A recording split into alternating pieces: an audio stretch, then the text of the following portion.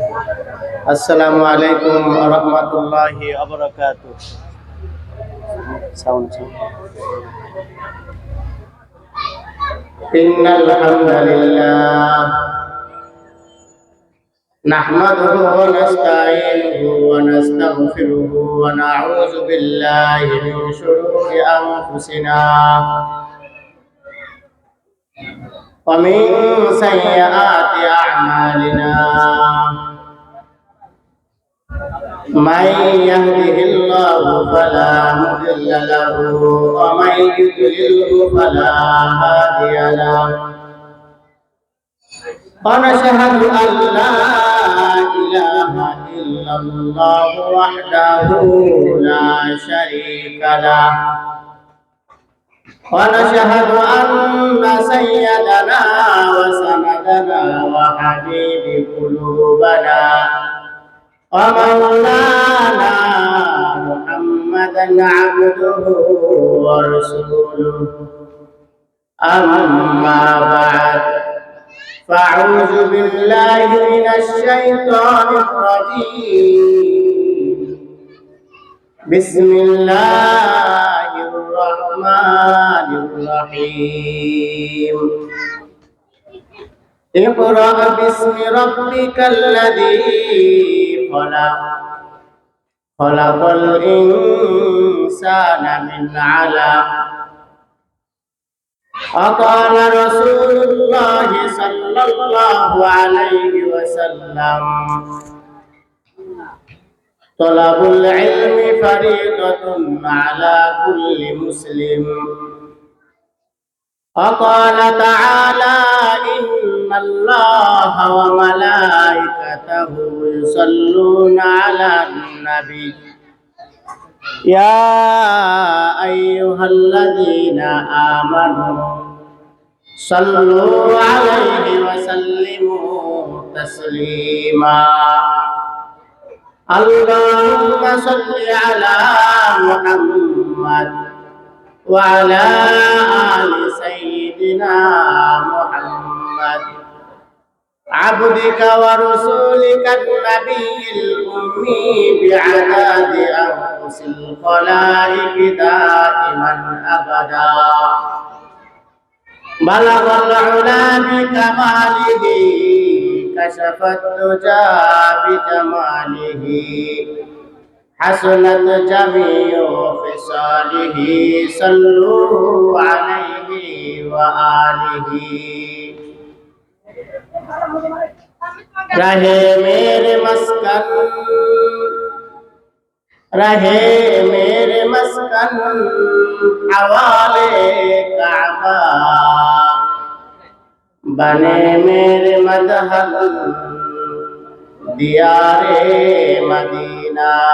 बलगल उला बिकमालिही कशफत दुजा बिजमालिही हसनत जमीउ खिसालिही सल्लु अलैहि व आलिही. अल्हम्दुलिल्लाह. तालिमुल कुरान মহিলা মাদ্রাসার উদ্যোগে বাৎসরিক তাফসীরুল কুরআন মাহফিলের সম্মানিত সভাপতি, প্রধান অতিথি, বিশেষ অতিথি, প্রধান মেহমান, বিশেষ মেহমান, মঞ্চে উপবিষ্ট ওলামা হযরত, সামনে বসা দিনদার ইমানদার মুমিন মুত্তাকি পর্দার আড়ালের মা ও বোনেরা, সকলকে সালাম। আসসালামু আলাইকুম ওয়া রাহমাতুল্লাহ। আল্লাহ রাব্বুল আলামিনের দরবারে লাখ কোটি শুকরিয়া যে আল্লাহ জাল্লা জালালুহু আমাকে এবং আপনাদের সকলকে দ্বীনি মজলিসের মধ্যে, জান্নাতের বাগানের মধ্যে আসার এবং বসার, কিছু কথা বলার এবং শোনার তৌফিক দান করেছেন। এই জন্য আমরা সকলেই জবান ছেড়ে কালিমাতুশ শুকর আদায় করে সকলেই বলি আলহামদুলিল্লাহ। আল্লাহ রাব্বুল আলামিন বলেন লাইন শাকারতুম লাযীদান্নাকুম ওয়া লাইন কাফারতুম ইন্না আযাবি লাশাদীদ। বান্দা, তোমাকে নিয়ামত দেওয়া হয়েছে, এই নিয়ামতের শুকর যদি আদায় করো তাহলে তোমার নিয়ামতের মধ্যে বরকত দান করব। সুবহানাল্লাহ। মানে বরকত বাড়ায় দিবেন, এইটা আল্লাহ তাআলার ওয়াদা।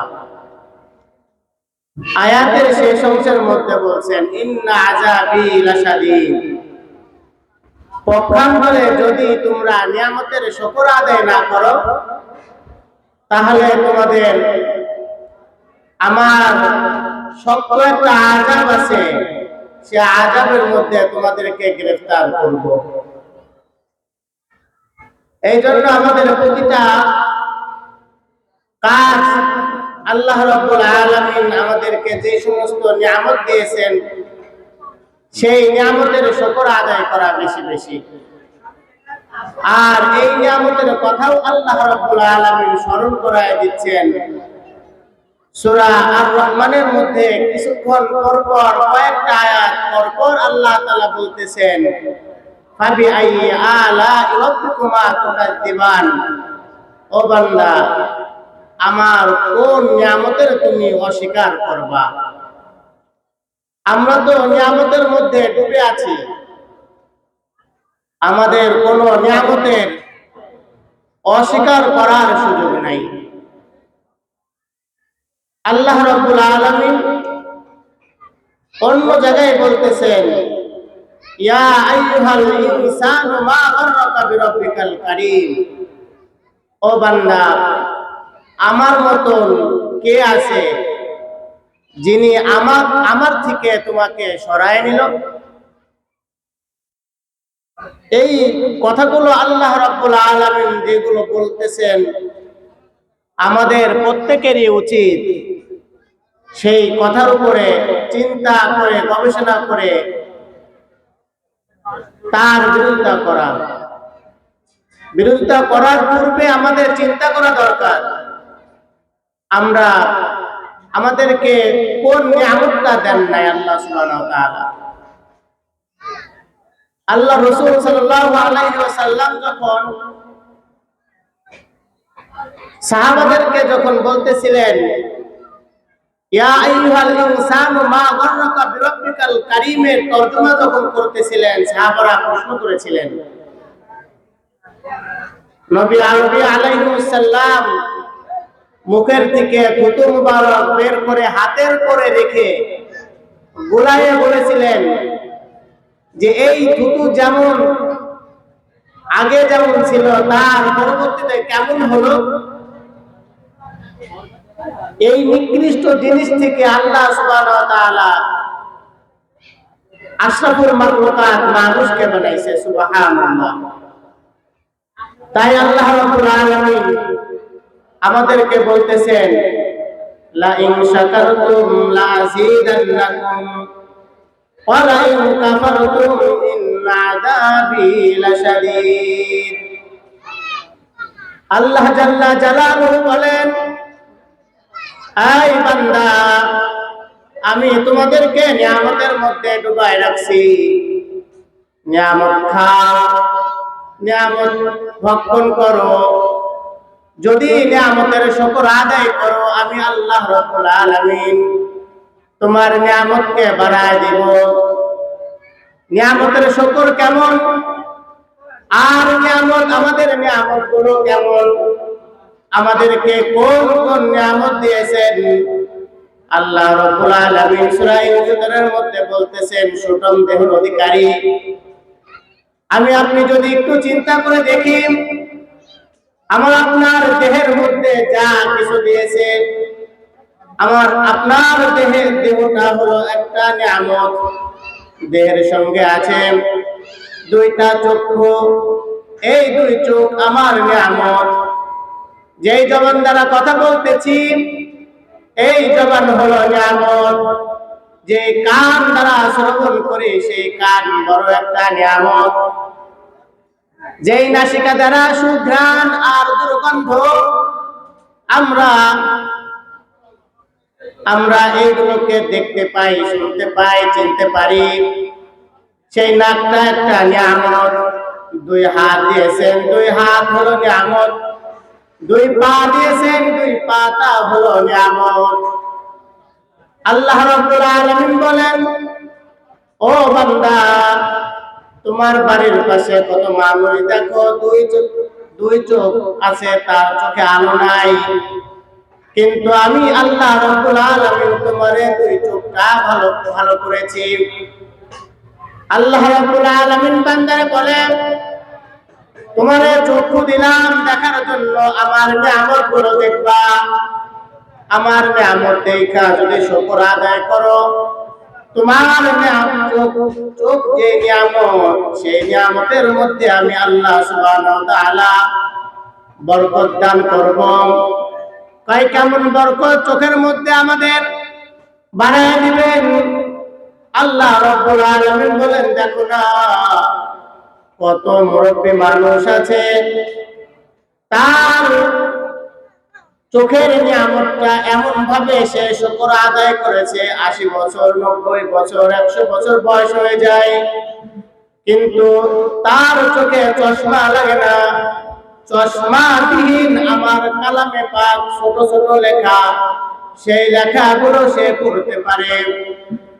আবার আল্লাহ রাব্বুল আলামিন বান্দাদেরকে বুঝান, দেখো একদল আমার পেয়ারা বান্দা আছে, যারা চোখের যেমন নিয়ামত আছে, যে নিয়ামতটার শুকর আদায় করেছে, এমন ভাবে শুকর আদায় করার কারণে আমার সঙ্গে তার এমন একটা ভাব হয়েছে, এমন একটা আমার সঙ্গে তার সম্পর্ক হয়েছে, যে সম্পর্কের কারণে আমার কাছে বলে, আল্লাহ, সারাটা জীবন চোখে বাহ্যিক যে চোখ দিয়েছ, চোখ দিয়ে খালি কাগজের কোরআনটা পড়ি, ও রব্বে কারীম, তোমার লৌহে মাহফুজে লেখা যে কোরআন, এই কোরআনটা আমারে একবার দেখে দেখে পড়াও।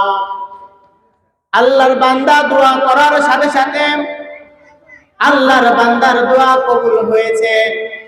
আল্লাহর বান্দা চোখ বন্ধ করে লৌহে মাহফুজের কোরআন দেখে দেখে পড়ে।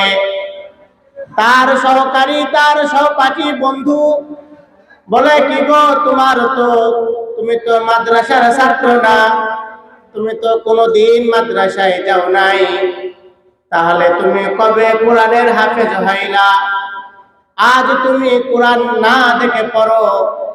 আল্লাহর বান্দা বলে, ও দোস্ত আমার, আমি তো সারাটা জীবন ভর কাগজের লেখা কোরআন দেখে দেখে পড়লাম, আমি আমার মাওলার একটু ভাও বানায় নিয়েছি, বললাম, মালিক আমার, সারাটা জীবন আমি আমার চক্ষু দ্বারা তোমার কালামে পাক করেছি, আমার একটু মেহেরবানি করে দয়া করে আমাকে তোমার লৌহে মাহফুজের কোরআনটা দেখে দেখে পড়াও।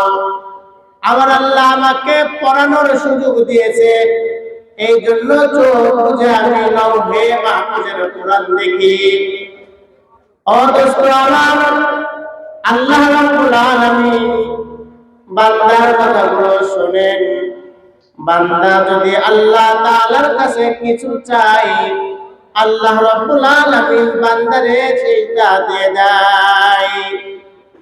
যদি চোখের হক আমরা আদায় করি, চোখের নিয়ামতের যদি শুকর আদায় করি, তাহলে আমার আপনার মালিক আল্লাহ অবশ্যই অবশ্যই এমন চোখ দিবেন, যে চোখ দ্বারা লৌহে মাহফুজের কোরআন তেলাওয়াত করা সম্ভব হয়ে যায়।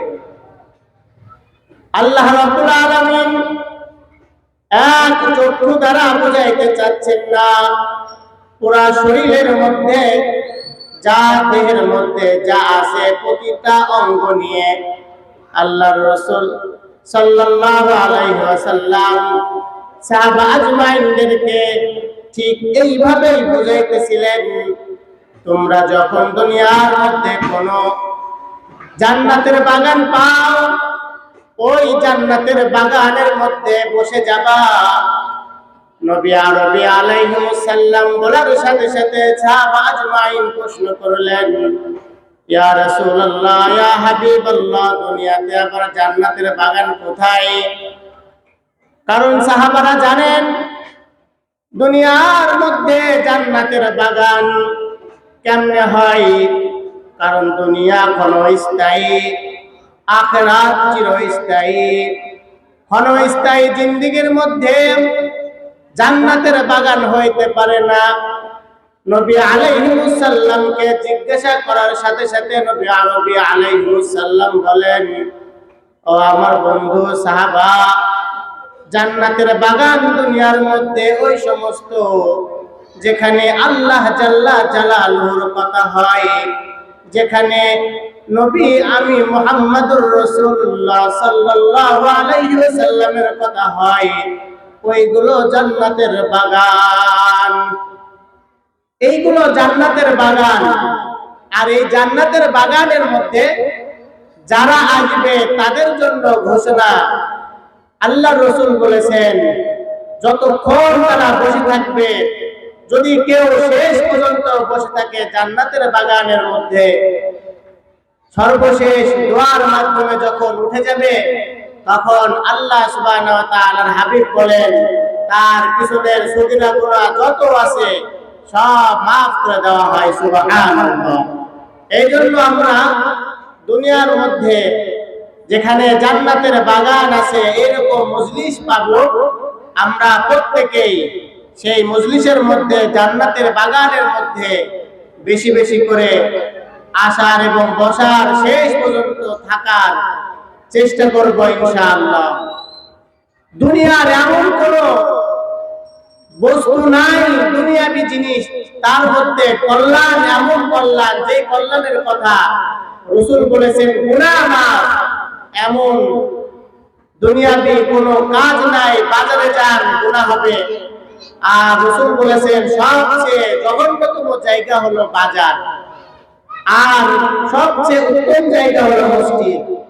মসজিদের পরে উত্তম জায়গা হলো এরকম দ্বীনি মজলিস।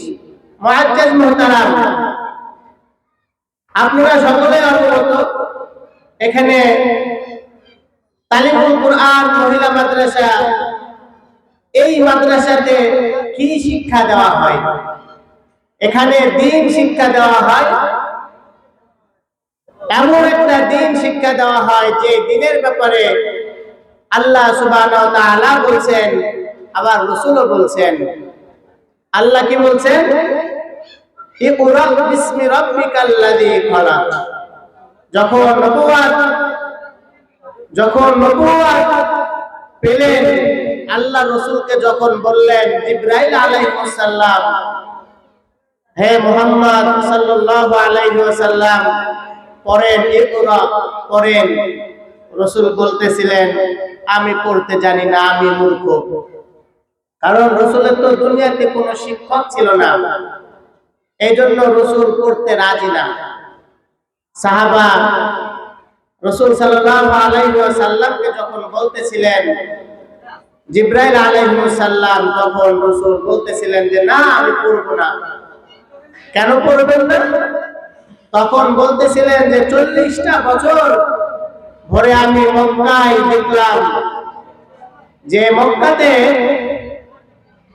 জীবন্ত কন্যা সন্তানকে হত্যা করা হতো, ওই শিক্ষা আমি শিখতে চাই না। যারা মানুষ হত্যা করেছিল নিজের কন্যা সন্তানকে, তারাও কি ছিল? শিক্ষিত মানুষ ছিল। ভাই ভাইকে হত্যা করত। যদি কোনো গরু বা মহিষ কারোর কোনো মানুষের ঘাটে পানি খেয়েছে, এইটাকে কেন্দ্র করে মাসের পর মাস যুদ্ধ করেছে।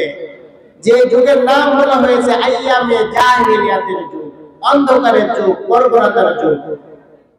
রাসূল বলছেন না, আমি পড়ব না। রাসূলকে যখন বললেন ইকরা বিসমি রাব্বিকাল্লাযী খালাক, আমার আপনার প্রিয় নবী মুহাম্মদুর রাসূলুল্লাহ সাল্লাল্লাহু আলাইহি ওয়াসাল্লাম যখনই কানের মধ্যে তার এসেছে এমনই পড়া বিসমি রাব্বিকাল্লাযী খলাক। নবী আরবি আলাইহিস সালাম বলেন যে হ্যাঁ ভাই জিবরাইল, আমি এই পড়া পড়ব যে পড়াটা হলো আল্লাহ রাব্বুল আলামিন বলেছেন। কারণ আল্লাহ রাব্বুল আলামিনের পড়া, ওই পড়ার মধ্যে কোনো ভেজাল নাই, ওই পড়ার মধ্যে কোনো খারাপি নাই। একটা খারাপ মানুষ যদি আল্লাহর পড়া পড়ে সে নিঃসন্দেহে ভালো হয়ে যায়।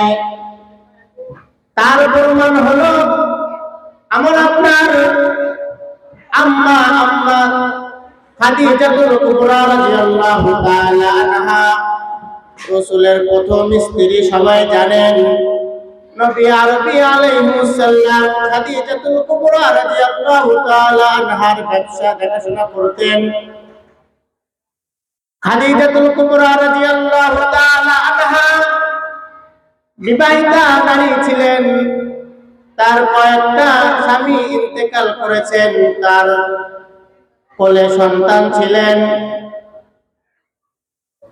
নবী আরবি আলাইহিস সালামের সঙ্গে বিবাহ হইলেন।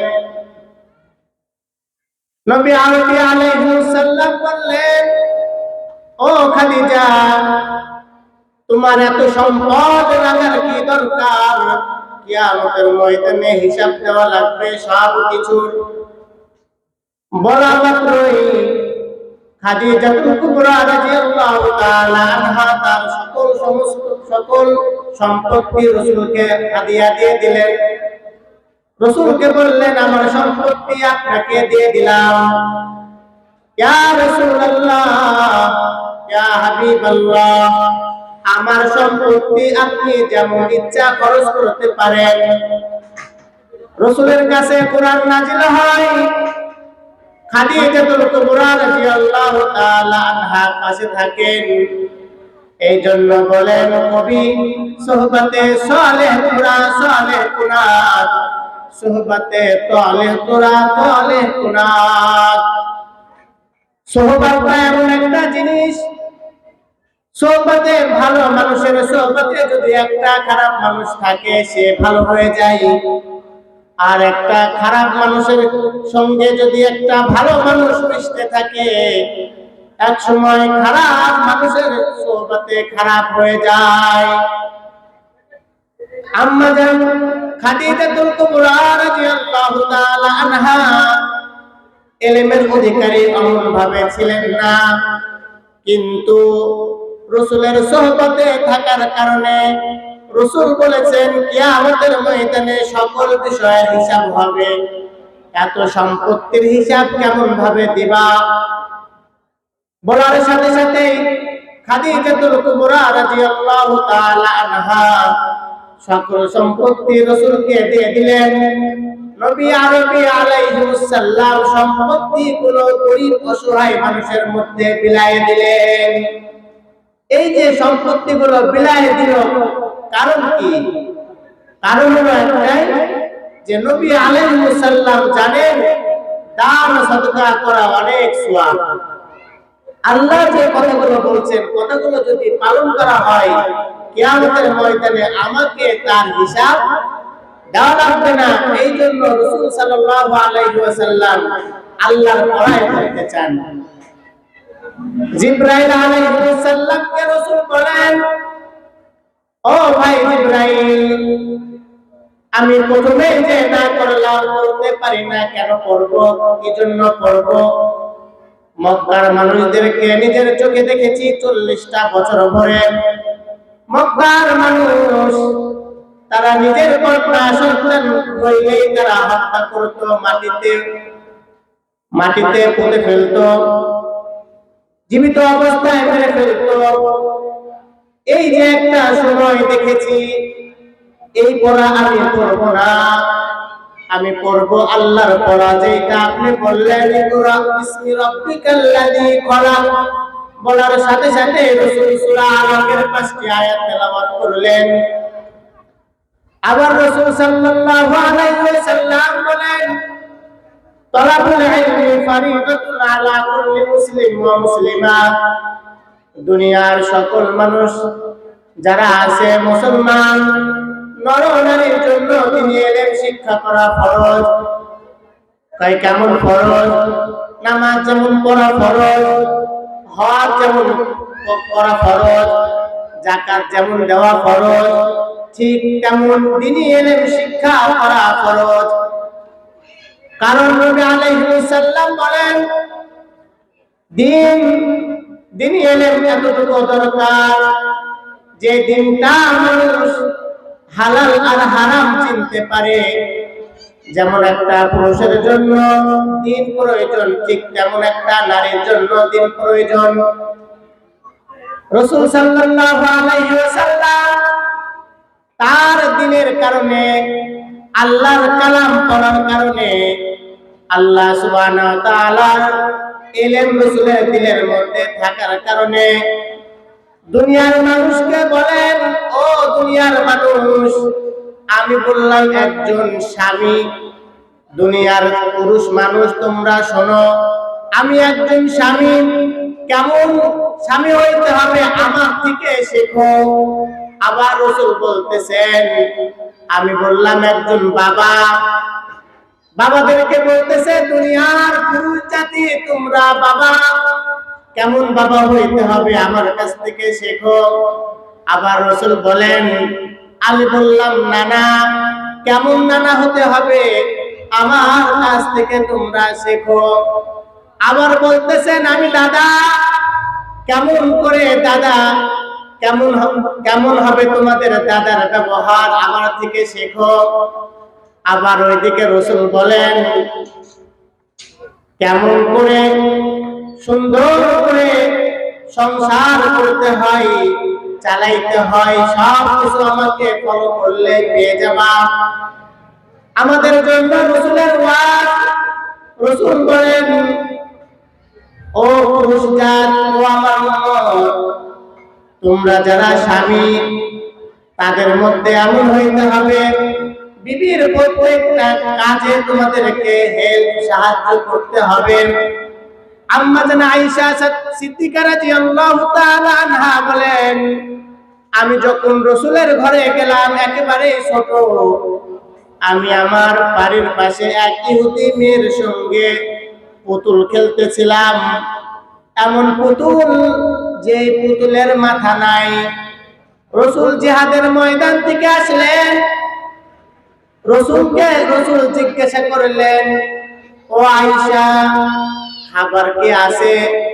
আয়েশা সিদ্দিকা রাদিয়াল্লাহু তাআলা আনহা বললেন, ইয়া রাসূলুল্লাহ, একটু বসেন, খাবার তৈরি করে আনছি। রাসূল সাল্লাল্লাহু আলাইহি ওয়াসাল্লাম পোশাকগুলো খুলতেছেন। আম্মা জান আয়েশা সিদ্দিকা রাদিয়াল্লাহু তাআলা আনহা খাবার রান্নাঘরে খাবারের ব্যবস্থা করেন। রাসূল পোশাকগুলো খুলেন, তার ধারে যে তরবারি ছিল তরবারিটা খাপ থেকে বের করে নিচে রেখে রাসূল সাল্লাল্লাহু আলাইহি ওয়াসাল্লাম বলতেছেন, ও আয়েশা, দাও তোমার কাজে একটু সাহায্য করি, কোন কাজ করতে হবে। এইটা আমাদেরকে রাসূল শিখাইলেন। স্বামী যদি হতে হয় আমার মতন স্বামী হও, নানা যদি হতে হয় আমার মতন নানা হও। কারণ আমরা অনেকেই নানা হইছি, কিন্তু নানার কাজগুলো আমরা কেমন করে জানি না। রাসূলের নাতে ইমাম হাসান আর হুসাইন রাসূলকে ঘোড়া বানাইতো। কখনো কি আপনি আমার নাতি ছেলেদেরকে ঘোড়া বানাইছি? বানাই নাই। রাসূল বলতেছেন, আমি দাদা, কেমন দাদা বাবা, দেখো সবাই আমরা জানি রাসূলের কোনো ছেলে ছিল না। যতগুলো ছেলে হয়েছে সব ছেলে দুনিয়া থেকে বিদায় নিয়েছে। তাহলে কেমনে রাসূল দাদা হলেন? রাসূল সাল্লাল্লাহু আলাইহি ওয়াসাল্লাম বলেন, আমার পালক পুত্র যায়েদ ইবনে হারেসার ঘরে পুত্র সন্তান হয়েছে। রাসূল জায়েদকে হাত ধরে কাবার সামনে সকল মানুষকে বলতেছিলেন, এই কাবার মানুষ, এই জায়েদকে কেউ পরদাসা মনে করবা না, জায়েদকে কেউ দাসী বলবা না, দাস বলবা না। এই জায়েদ আমার কাছে আমার মহব্বতে পড়ে তার বাবার কাছে ফিরে যায় নাই। অতএব আজকে থেকে তোমরা জায়েদকে মুহাম্মাদের বেটা বলে ডাক দিবা। মুহাম্মাদুর রাসূলুল্লাহ সাল্লাল্লাহু আলাইহি ওয়াসাল্লাম পালক পুত্র জায়েদ ইবনে হারেসা, তার ঘরে সন্তান হয়েছে, নাম তার উসামা। উসামাকে রাসূল ভালোবাসতেন। কেমন ভালোবাসা কিতাবের মধ্যে পাওয়া যায়। আমি আপনি আমার আপনার নাতি ছেলের সন্তানদেরকে তেমনটা ভালোবাসা দরকার। নবী আরবি আলাইহিস সালাম বলেন, তালাবুল ইলমি ফারিদাতুন আলা কুল্লি মুসলিম ওয়া মুসলিমা। প্রত্যেকটা নর-নারীর জন্য দ্বীনি ইলম শিক্ষা করা ফরজ। যদি দ্বীনি ইলমটা কোনো মানুষের মধ্যে থাকে, ওই মানুষটা কেমন ভাবে চলবে, কিভাবে চলবে, কোন কাজটা কিভাবে করবে, এই সব বিষয় আল্লাহ জাল্লা জালালুহু ওই ইলমের মধ্যে সুন্দর করে সাজানো আছে। যেমন কোন মানুষ, আমরা যারা আছি, আমাদের মাথায় টুপি আছে, রাসূলের সুন্নত আছে, আমাদের দ্বারা সহজে একটা গুনাহ করা সম্ভব হয় না। যেমন দাড়ি রেখে মুখে মাথায় টুপি পরে লম্বা জামা গায়ে দিয়ে যেখানে সেখানে বিড়ি টানা সম্ভব না। ইলম এমন একটা জিনিস, ইলমের কারণে বাধা দেয় বিবেক। খালি ইলমের কারণে না, কেউ যদি সোহবাতে থেকেও কোন আলেমের সোহবাতে আছে, আলেমের শ্বাস তার মধ্যে আছে, সেই ব্যক্তির দ্বারাও এই সমস্ত গুনাহের কাজ করা কষ্টকর হয়ে যায়। কিন্তু এখন আমাদের এমন একটা পজিশন হয়ে গিয়েছে যেখানে আমরা মুখে দাড়ি নিয়ে বিড়ি সিগারেট থেকে শুরু করে অনেক গুনাহ আমরা পড়াশোনা করি। ইলম না থাকার কারণে আমরা এইগুলো করি। ঠিক তেমন আমার আপনার মা বোনদের ইলম না থাকার কারণে তারাও বেপরদায় চলে। পর্দা করা ফরজ। আল্লাহ রাসূল সাল্লাল্লাহু আলাইহি ওয়াসাল্লাম বলতেছেন যে আল্লাহ সুবহানাহু ওয়া তাআলা যে ফরজ বিধানের মধ্যে একটা ফরজ হলো পর্দা। এইজন্য আমার আপনার কন্যা সন্তান অথবা ঘরের বিবি, তাদেরকেও কি করা দরকার? ইলম শিক্ষা দিয়ে পর্দার মধ্যে রাখা দরকার। কারণ কিয়ামতের ময়দানে হিসাব নেওয়া হবে, প্রত্যেকটা বিষয়ে হিসাব নেওয়া হবে। এজন্য আমাদের সন্তান যারা আছে, এখন যারা আমরা এখানে উপস্থিত আছি, আমাদের বড় যারা, আমাদের অধীনে যারা আছেন, তাদেরকে আমরা যদি গাইডলাইন করি, যদি তাদেরকে আমরা সাজেশন করি, তাদেরকে যদি চাপ প্রয়োগ করি, অবশ্যই তারা মানতে বাধ্য। মানতে বললাম বাধ্য। কারণ কি? আমি আমার মেয়ের গার্ডিয়ান, আমি আমার মেয়ের জিম্মাদারি আমার ভিতরে। আমি আমার মেয়েকে যদি বলি তুমি পর্দা করো, 100% পর্দা করতে বাধ্য। কারণ আল্লাহর বিধান। আমি যদি আমার সন্তানকে বলি ও আমার সন্তান, আল্লাহ তাআলার বিধান তুমি যদি পালন না করো, কিয়ামতের ময়দানে আমাকেও জিজ্ঞাসা করা হবে, তোমাকেও পাকড়াও করা হবে। নামাজ না পড়া যেমন গুনাহ, তেমন পর্দা না করলেও তেমন গুনাহ।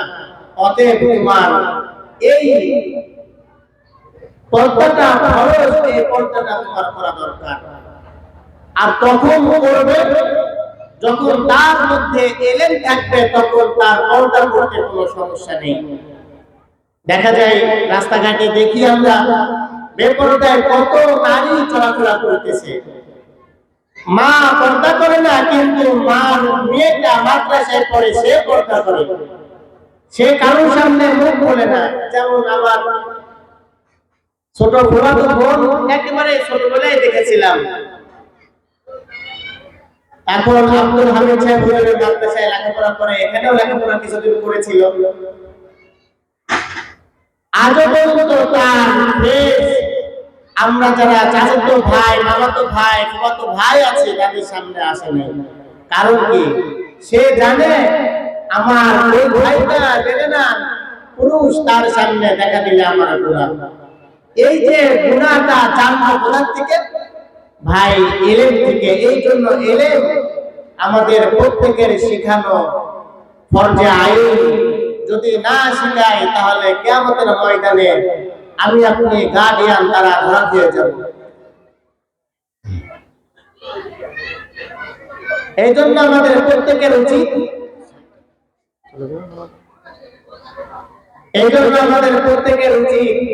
আমাদের সন্তানদেরকে আমরা আমাদের থাকবে ততদিন পর্যন্ত তাদেরকে যা বলবো তারা তাই করতে বাধ্য। এই জন্য আমাদের সেইগুলো করা উচিত। না করলে কিয়ামতের ময়দানে আমাকে এবং আপনাদেরকে পাকড়াও করা হবে, ধরা হবে, জিজ্ঞাসা করা হবে। কিতাবের মধ্যে আসছে রাসূল সাল্লাল্লাহু আলাইহি ওয়াসাল্লাম বলেন যে কোন মানুষ যদি, কোন সন্তান যদি সে জান্নাতের সার্টিফিকেট পেয়ে গেছে, ডান হাতে আমলনামা পেয়ে গিয়েছে, এখন সন্তান জান্নাতে যাবে, তার বাপ মাকে তো নিয়ে যাবে। কারণ আমরা কিতাবের মধ্যে পড়েছি, আপনারাও শুনেছেন, কোরআনের হাফেজ বলে 10 জন গুনাহগার যাদের উপরে জাহান্নাম ওয়াজিব হয়ে গিয়েছে তাদেরকে সুপারিশ করে জান্নাতে নিয়ে যাবে। এই কথা শুনছেন না? আমরা সবাই জানি হাফেজে কোরআনের পিতামাতাকে মাথায় নূরের মুকুট পরানো হবে, তাও জানি। আবার আমরা এটাও জানি যে কিয়ামতের ময়দানে আমাদেরকে সবচেয়ে বড় সুন্দর আসন দেওয়া হবে। যেখানে আসনের কথা বলেছেন, যেখানে সম্মানের কথা বলেছেন, ভয়ের কথা কি বলেন নাই? আল্লাহ সুবহানাহু ওয়া তাআলা বলেছেন, যেমন আয়াত পড়েছিলাম, লা ইন শাকারতুম লা আযীদান্নাকুম, আয়াতের প্রথম অংশের মধ্যে বরকত দিবেন, দ্বিতীয় অংশের মধ্যে বলেছেন শক্ত আযাবের মধ্যে তোমাকে গ্রেফতার করব, পাকড়াও করব। ঠিক তেমনই, ঠিক এমন কোন সন্তান যদি জাহান্নামী হয়ে যায় আর বাবা মা যদি কোনোভাবে জান্নাতে যদি হয়ে যায়, ওই জাহান্নামী সন্তান আমাকে আপনাকে আটকায় ফেলবে। কেমন ভাবে আটকাবে? আল্লাহর কাছে নালিশ করবে, বিচার দিবে। যতদিন তাদের অধীনে ছিলাম তারা যদি আমাকে শাসন করত, আমাকে যদি পর্দা করাইতো, আমাকে যদি মাদ্রাসায় পড়াতো, তাহলে আমি বেপরদায় চলতে পারতাম না। বলেন তো, আমাদের ছোট ছোট বাচ্চা যারা আমাদের আছে, ওদের কথায় আমরা চলি না, ওরা আমাদের কথায় চলে। আমরা তাদের কথায় চলি না, ওরা আমাদের কথায় চলে। মনে করেন যে আমার সন্তান একটা মোবাইল ফোন চাচ্ছে, আমি আমার সন্তানকে মোবাইল ফোন দিচ্ছি না, ও কিনার সামর্থ্য আছে নেই, তাহলে আমি যখন দিলাম না, ও কিনতে পারলো না, ও নিজের টাকা দিয়েও কিনতে পারলো না, এই প্রভাবটা যদি আমি খাটাইতে পারি, তাহলে কেন আমি জোরপূর্বক মাদ্রাসায় ভর্তি করি নাই? কেন ভর্তি করলাম না? কেন মাদ্রাসায় এলেম শিক্ষা দিলাম না? এই বিষয়টা কিয়ামতের ময়দানে আমাকে এবং আপনাদেরকে জিজ্ঞাসা করা হবে।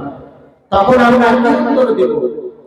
দুনিয়াতে যদি কোনো মানুষ যদি কোনো বিপদে পড়ে, তাকে যদি জিজ্ঞাসা করা হয়, অস্বীকার করে, এইটা ইনসানের খাসলাত, অস্বীকার করা। কিয়ামতের ময়দানে আমি আপনি অস্বীকার করব, কিন্তু আমার আপনার জন্য একটা চার্ট স্বরূপ একটা লিখিত একটা কিতাব হাতে দেওয়া হবে বটে।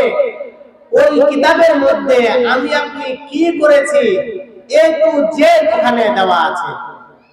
রাসূল সাল্লাল্লাহু আলাইহি ওয়াসাল্লাম যখন সাহাবাদেরকে এই বয়ান করতেছিলেন যে তোমাদেরকে যারা পরিমাণ তোমরা যদি ঈমানদার হও তবুও তোমাদেরকে কোনো না সময় জান্নাত দেওয়া হবে। আবার রাসূল বলতেছিলেন যারা পরিমাণ যদি তোমাদের মধ্যে কোনো নেক আমল থাকে তাহলে তোমাদের সেই নেক আমলের ফল দেওয়া হবে। আবার যারা পরিমাণ তোমাদের যদি গুনাহ থাকে তাহলে তোমাদের সেই হিসাবও দিতে হবে। সাহাবা আজমাইন প্রশ্ন করলেন রাসূল সাল্লাল্লাহু আলাইহি ওয়াসাল্লামকে, ইয়া রাসূলুল্লাহ যারা কি? ফামান ইয়ামাল মিথকালা যাররাতিন শাররান ইয়ারা।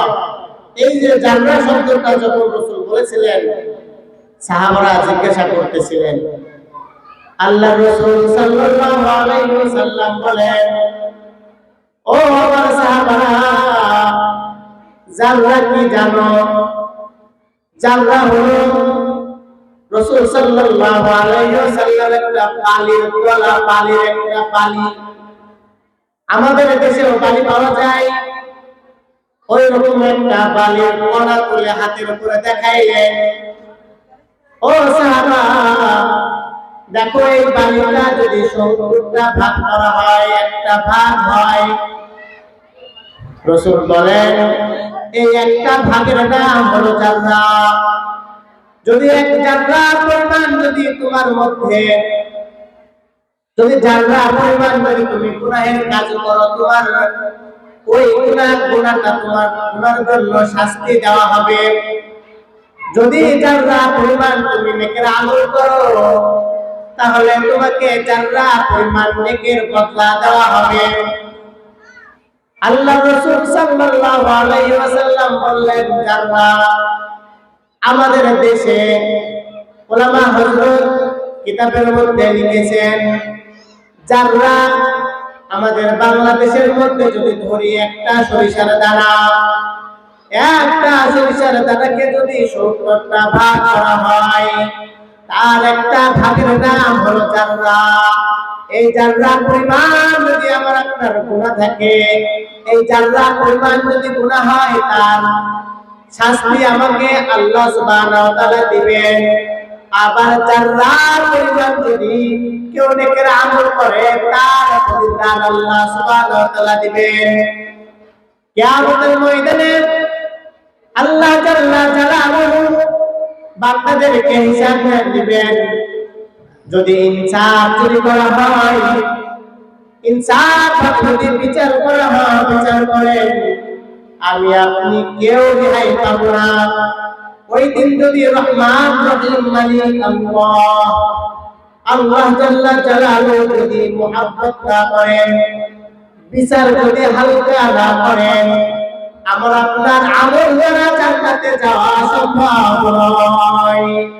আল্লাহ রাব্বুল আলামিন বলে, ইয়া আইয়ুহাল ইনসানু মা গাররাকা বিরাব্বিকাল কারীম। বান্দা আমি এমন একটা রব, আমি এমন একটা মালিক, আমার মতন মালিক আর কেউ নাই, আমার মতন আল্লাহ কেউ নাই। আমি রিজিক দাতা, আমি খালিক, আমি রিজিক দিয়ে থাকি। আমি তোমাদেরকে আকাশ বানাইলাম, জমিন বানাইলাম, সব কিছু বানাইলাম। তোমার কোন আল্লাহ আছে আমার মতন যিনি আমার থেকে তোমাকে সরায় নিল?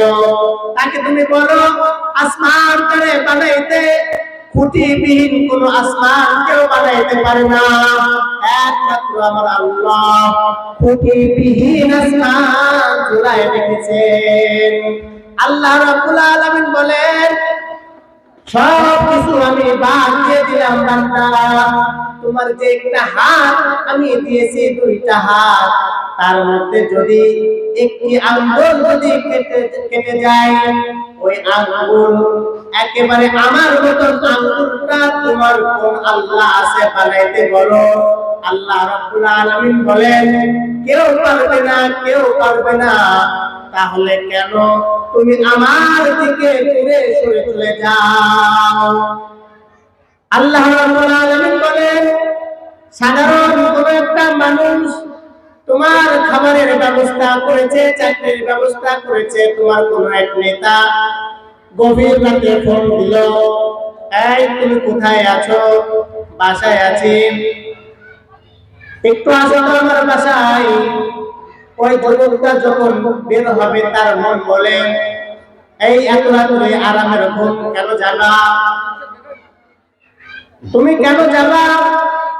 এই কথা যখন মনটা বলে, মনের মধ্যে থেকে কে যেন ডেকে বলে, যুবক, তোমারে মাথা গোজার খাই দিয়েছে যিনি, তুমি যে ঘরে ঘুমাও সেই ঘরটা একজন তোমাকে গিফট করেছে, তার বদৌলতে তুমি এই ঘরটা পেয়েছো। তুমি যে 3 বেলা সুন্দর খাবার খাও, এই খাবারটা ওই ব্যক্তির জন্য তুমি পেয়েছো, কেন তুমি যাবে না? তার মনের ভিতর থেকে কে যেন ডেকে যুবকরা বলল, যুবক সে ঘর থেকে বের হয়ে গেল গভীর রাতে। তার বস ওই নেতা তারে ডাক দিয়ে বলে, অমুক জায়গায় যেতে হবে, আমার ওখানে গেলে আমার বিরোধী দল আমাকে আক্রমণ চালাইতে পারে, কেউ আসে নাই, দেখলাম তুমি ছাড়া আমার কেউ নাই, কিন্তু আমার ওই জায়গায় যেতেই হবে। যুবক বললেন যে, ভাই চলেন, আমি আপনার সঙ্গে যাব। যখন যুবকের সঙ্গে তার নেতা চাইতেছে, সামনে তার বিপক্ষ দল, তার শত্রু আগে থেকে ও পেতে আসে, যদি কখনো আসে তাকে আক্রমণ চালাবো। যুবক দেখছে তার নেতা সামনে যায়, একদল মানুষ তাকে আক্রমণ করার জন্য, গুলি করার জন্য অস্ত্র তাক করেছে। এমন সময় যুবক তার বিবেকের মধ্যে ডাক দিল, এই লোকরা আমাদের মাথা গোজার খাই দিয়েছে, খাবারের ব্যবস্থা করেছে, চাকরির ব্যবস্থা করেছে। সে দৌড়ায় যায় তার নেতার সামনে, যুবকটা বুকটা টান করে দিয়েছে, যতগুলো গুলিগুলো খাবার যুবকটা খেয়েছে, যুবকটা মারা গেল। আল্লাহ রাব্বুল আলামিন বলতেছেন, সাধারণ কোন একটা ইনসান তোমাকে খাবারের ব্যবস্থা করলো, চাকরির ব্যবস্থা করলো, মাথা গোজার ঠাই করে দিল, তার জন্য যদি বুকের তাজা রক্ত ঢালতে পারো, আমি আল্লাহ রাব্বুল আলামিন নাপাক এক ফোঁটা পানির মধ্যে থেকে আমি তোমারে বানাইলাম, একটা মানুষ ইনসান বানাইলাম। কেমন করে বানাইলাম বান্দা তুমি কি জানো? এই বান্দা তুমি একটু খেয়াল করো, এক ফোঁটা নাপাক পানির মধ্যে লক্ষ লক্ষ সূক্ষ্ম কীট ছিল। সবার চিন্তায় এমন, মায়ের সেই ডিম্বাণুর মধ্যে প্রবেশ করবে, দুনিয়াতে আসবে, তোমাকে আমি পছন্দ করেছি, তোমাকে আমি ভালোবেসেছি, এই জন্য আমি আল্লাহ রাব্বুল আলামিন তোমার মধ্যে শক্তি দিয়েছি। তুমি সর্বপ্রথম আগে গিয়েছো, মায়ের ডিম্বাণুর মধ্যে প্রবেশ করার সাথে সাথে মায়ের ডিম্বাণুর মুখটা বন্ধ হয়ে গিয়েছে বান্দা। আমি আল্লাহ রাব্বুল আলামিন মায়ের পেটের মধ্যে 9 মাস 10 মাস 9 দিন তোমারে মুখ দিয়ে খাওয়াই নাই, নারী দিয়ে মায়ের গায়ের রক্ত খাওয়াই খাওয়াই বড় করলাম। এই বান্দা দুনিয়াতে আসার সময় কত মানুষ মারা যায়, আমি আল্লাহ রাব্বুল আলামিন করে কেড়ে নেই নাই। দুনিয়াতে আমি আল্লাহ রাব্বুল আলামিন করে সুস্থভাবে এনেছি। খালি তাই নয়, তোর মতন একদিনের বাচ্চা, 2 দিনের বাচ্চা, 1 মাসের বাচ্চা, কত সন্তান দুনিয়া থেকে বিদায় নিয়ে চলে গেল রে বান্দা। আমি আল্লাহ রাব্বুল আলামিন তোর 80 বছর হায়াত দিয়েছি, 80 বছর পর্যন্ত আমি তোর মুখের দিকে তাকিয়েছি, তুই কখনো একবার আমাকে বলবি লা ইলাহা ইল্লাল্লাহু মুহাম্মাদুর রাসূলুল্লাহ। তোর মুখের দিকে তাকাইছিলাম বান্দা, তুই কখন আমার পায়ে সিজদা করবি? লম্বা কথাগুলো সংক্ষিপ্ত এমন কথা যে 80 বছর পর্যন্ত যে রব্বে কারীম মুখের দিকে তাকায় থাকে, যে রব্বে কারীম আমার আপনার 80 বছর পর্যন্ত আমার আপনার গুনাহ যে করেছি তওবা করার জন্য তাকায় থাকে, তবুও কেন আমি আপনি আল্লাহ জাল্লা জালালুহু পায়ে কুদরতি পায়ে সিজদা করি না? কেন আমি আল্লাহ রাব্বুল আলামিনের ইলম কোরআন কেন শিখি না? এই জন্য আল্লাহ রাব্বুল আলামিন বলেন, ইয়া আইয়ুহাল ইনসানু মা গাররাকা বিরাব্বিকাল কারীম। বান্দা আমার, কে আছে আমার থেকে, কে আছে আমার মতন? আল্লাহ আমার থেকে তোমাকে সরায় নিল। আমি কি তোমাকে হায়াত দিই নাই? আমি কি তোমাকে যৌবন দিই নাই? আমি কি তোমাকে স্মার্ট বানাই নাই? সুতাম দেহকারীর অধিকারীকে আমি বানাই নাই আল্লাহ? আমি কি খাবারের জন্য ব্যবস্থা করি নাই? কেন বান্দা তুমি আমাকে ছাড়া অন্য জায়গায় অন্য মানুষকে খোদা করে ডাকো? অন্য মানুষের কাছে কেন তুমি হাত পাতো? আমার কাছে না আছে, তুমি অন্য কে আছে আমার মতো তার কাছে তুমি চাও? বলেন তো, আমার মতো, আমার আপনার আল্লাহর মতো কোন কি আল্লাহ দুনিয়াতে আছে? তাহলে কেন আমি আপনি আল্লাহকে ছাড়া ওই মাজারে যাই? কেন আমি আপনি আল্লাহকে ছাড়া অন্য মানুষের কাছে ধর্ণা ধরি? এই জন্য আমি আপনি যদি আল্লাহ এবং আল্লাহ রাসূল সাল্লাল্লাহু আলাইহি ওয়াসাল্লামের দিনের মধ্যে যদি চলতে পারি, থাকতে পারি, তাহলে আমি আপনি অবশ্যই আল্লাহ রাব্বুল আলামিন আমাদেরকে যে কোরআন দিয়েছেন, রাসূলের যে হাদিস দিয়েছেন, ওই ইলমগুলো যদি আমরা আপনার ভিতরে থাকে, তাহলে আমার আপনার দিনের উপরে চলা সহজ। এই জন্য আসুন হুজ্জতুল ইসলাম ভাই যে একটা কারখানা তৈরি করেছে, মানুষ তৈরি করার কারখানা, দ্বীনি প্রতিষ্ঠান। এই প্রতিষ্ঠানে আমার আপনার সন্তানকে দ্বীন শিক্ষা দেওয়া এমনি ফরজে আইন। আরো বেশি আমার আপনার কর্তব্য উচিত হলো, যতদিন আমার আপনার অধীনে আছে তাদেরকে জোরপূর্বক হলেও কিছুটা এলেম তাদেরকে শেখানো। যদি শিখাইতে না পারি, কিয়ামতের ময়দানে আমার আপনাকে আল্লাহ সুবহানাহু ওয়া তাআলা ধরবেন, পাকড়াও করবেন। এজন্য আসুন, আযান হয়ে গিয়েছে, নামাজ হবে, আমরা সবাই নামাজ পড়ব এবং আমাদের সন্তানদেরকেও 5 ওয়াক্ত নামাজ পড়ার জন্য গুরুত্ব সহকারে তাগিদ দিব। প্লাস দ্বীনি ইলম যতটুকু তার প্রয়োজন, হালাল হারাম চিনা, স্বামীর খেদমত কিভাবে করতে হয়, সেই বিষয়গুলো জানা আমার আপনার কন্যা সন্তানের কর্তব্য, দায়িত্ব। আসুন আমরা সকলেই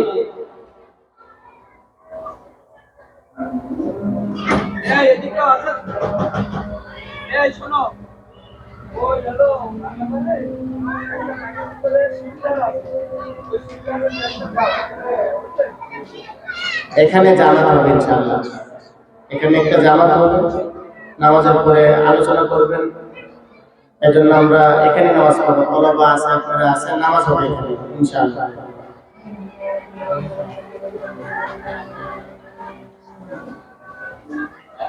এই জানালাটা বন্ধ করেন, এই জানালাটা বন্ধ করেন তো, জানালা বন্ধ করেন, জানালা বন্ধ করবেন, একদম টোটাল বন্ধ করবেন, নিষেধ না, টোটাল বন্ধ করবেন, না বন্ধ।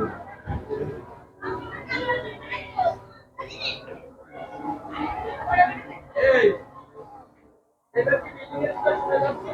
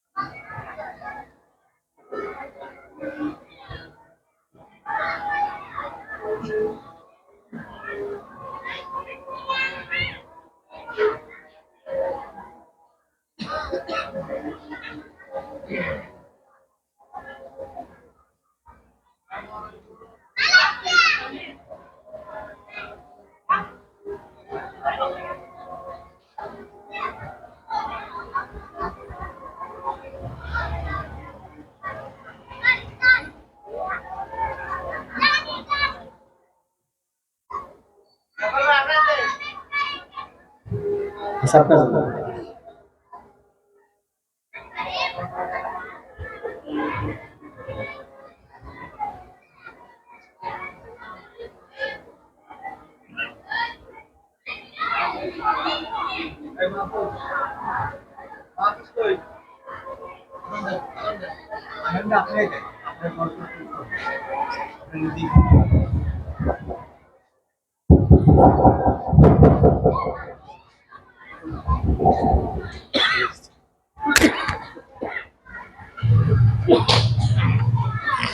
আমি দিচ্ছি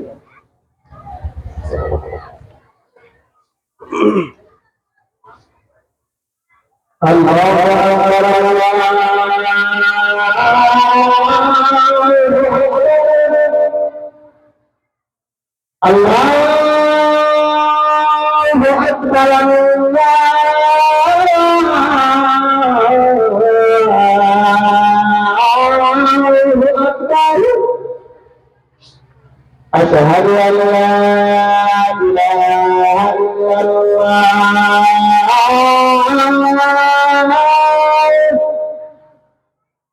أشهد أن لا إله إلا الله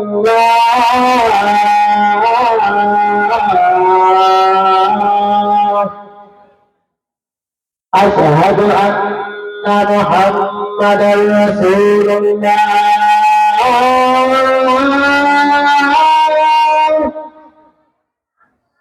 أشهد أن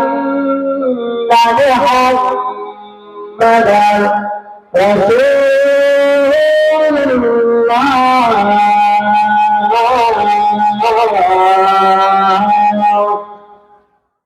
حي على الصلاة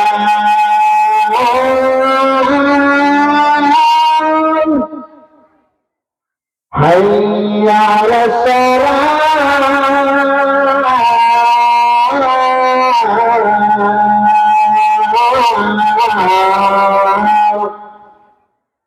حي على الفلاح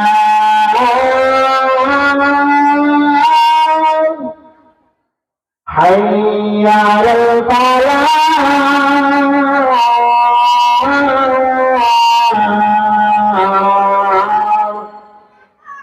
الله أكبر الله أكبر لا إله إلا الله